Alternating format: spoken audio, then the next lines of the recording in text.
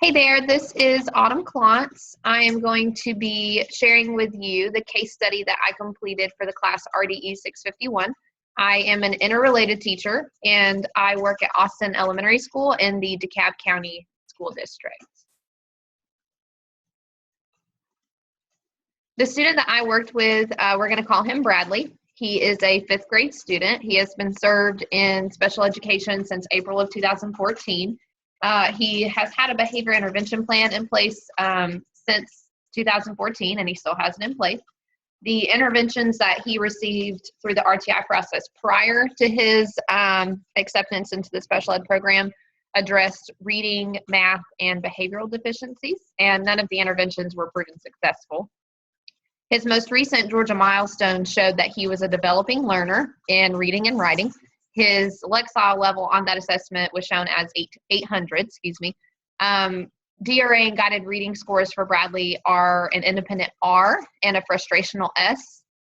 He did not have an instructional level prior to this case study, which is not super uncommon for a student being served in special education. As the interrelated teacher, I do gather progress monitoring data for Bradley.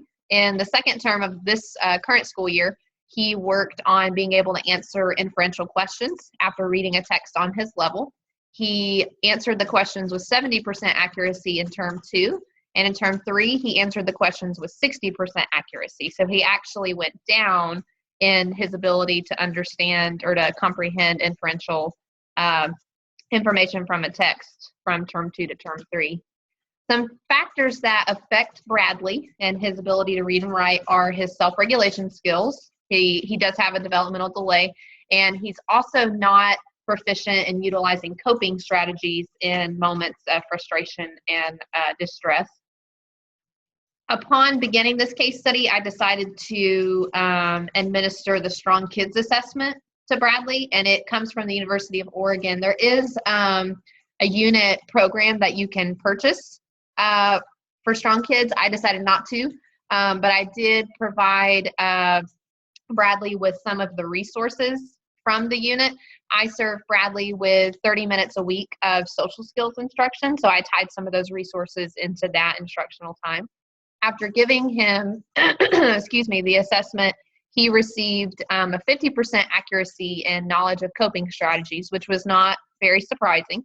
What did surprise me was that he has 53% suggested emotional distress. Bradley does not come off as a student that is emotionally distressed. Even though he doesn't have coping strategies knowledge, he generally seems like a happy child. So that 53% surprised me a little bit.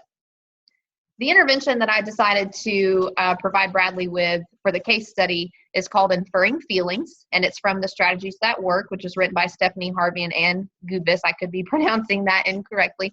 I decided to give Bradley an intervention that targets reading skills, even though I assessed him on social and emotional factors, because my thinking was if he is given opportunities of success, then he will become more confident, which will allow him to better perform on reading and writing assessments, and then his abilities will go up.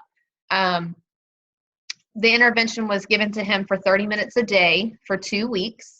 He read a passage and answered comprehension questions in a Faunus and Pinnell format right after receiving the intervention.